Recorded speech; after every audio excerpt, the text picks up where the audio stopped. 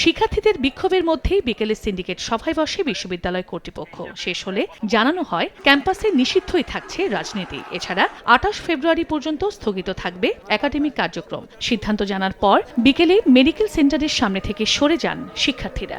এতে প্রায় ২৪ ঘণ্টা পর অবরুদ্ধ দশা থেকে মুক্ত হয়ে বাসায় ফেরেন উপাচার্য।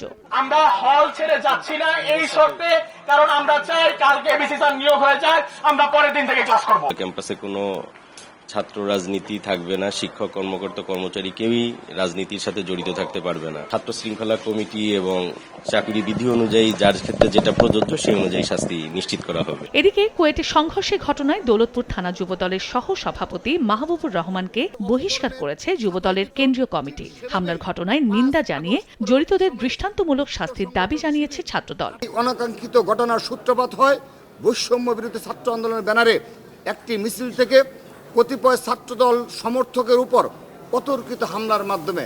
নিষিদ্ধ ঘোষিত ফ্যাসিবাদী সংগঠন ছাত্রলীগ যেমন অতীতে সাধারণ শিক্ষার্থীদের নাম ভাঙিয়ে নিজেদের অপকর্মের সাফাই দিত, ঠিক সেভাবেই ৫ আগস্ট পরবর্তী সময়ে গুপ্ত সংগঠন শিবির সাধারণ শিক্ষার্থীদের নামকে কলুষিত করছে এবং এই নাম ব্যবহারের মাধ্যমে ক্যাম্পাস সমূহে ভিন্ন রূপে অগণতান্ত্রিক ফ্যাসিবাদী কর্তৃত্ববাদ পুনঃপ্রতিষ্ঠা করার অপচেষ্টায় লিপ্ত রয়েছে।